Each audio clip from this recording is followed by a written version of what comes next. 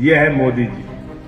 और आज उनसे भी 4 गुना आगे हमारी वित्त मंत्री जी, उन्होंने कहा, लोगों ने कहा भाई रुपया गिर रहा है, डॉलर के मुकाबले रुपया हो गया 83 का, तो वित्त मंत्री जी ने कहा रुपया गिर नहीं रहा है, डॉलर मजबूत हो रहा है। रुपया गिर नहीं रहा है, डॉलर मजबूत हो रहा है। बिट्टू त्यागी से मैंने कहा डीजल महंगा नहीं है, डीजल खरीदने के लिए तुम्हारे पास पैसा नहीं है। छवि जी से मैंने कहा पेट्रोल महंगा नहीं हुआ, पेट्रोल खरीदने के लिए तुम्हारे जेब में पैसे की कमी हो गई। अशोक कमांडो को मैंने कहा अरे आटा दाल चावल महंगा नहीं है, तुम्हारे घर में पैसा नहीं है आटा दाल चावल खरीदने के लिए।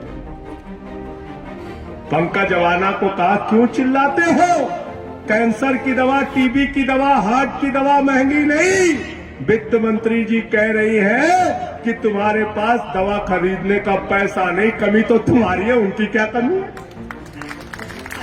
उन्होंने तो सिर्फ महंगाई बढ़ाया, सोमेंद्र जी महंगाई बढ़ाया।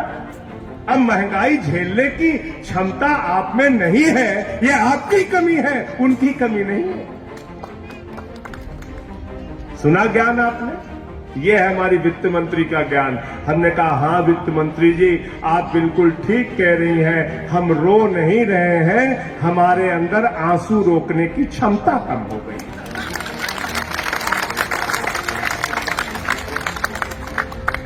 गलत तो नहीं कह रहा हूं, गलत तो नहीं कह रहा हूं। ऐसे ज्ञानियों से छुट्टी ले लो मेरे भाई, बर्बाद कर दिया देश को इन्होंने। 155 लाख करोड़ रुपए का कर्जा है हिंदुस्तान के ऊपर, 155।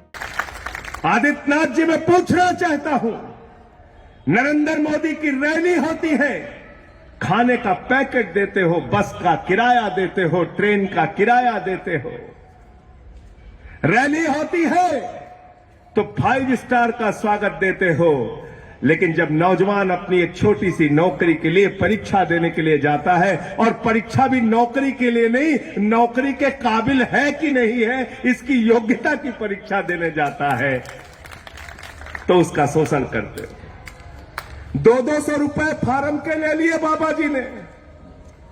सोचो 37 लाख बच्चों ने अगर 2000 रुपए भी एवरेज खर्चा किया इस परीक्षा को देने के लिए, तो करीब करीब 740 करोड़ रुपए इस उत्तर प्रदेश के नौजवानों का लूट लिया गया। कितना लूटा गया? 740 करोड़ रुपए लूट लिया गया, दिन दहाड़े डकैती। लेकिन भाजपाइयों के पास जब इनसे आप सवाल पूछे, नौजवानों को रोजगार दे दो, आत्महत्या कर रहे, सरकार कहती है पैसा नहीं है।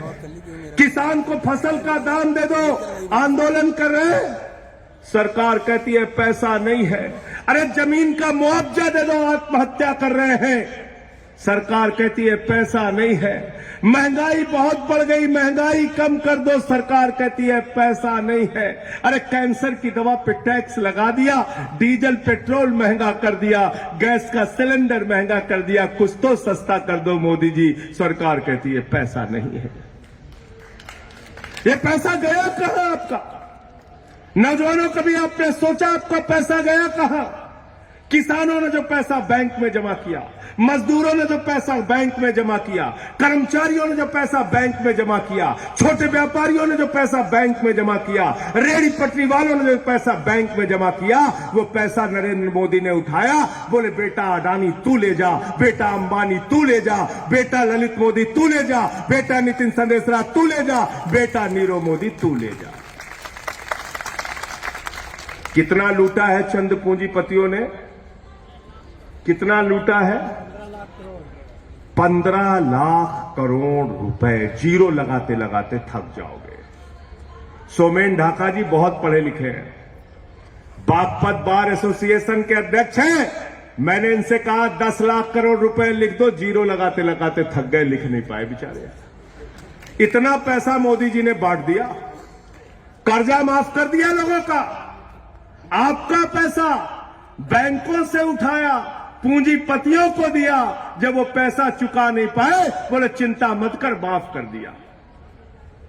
पैसा यहां डूबा है आपका, लूट हुई है आपके साथ।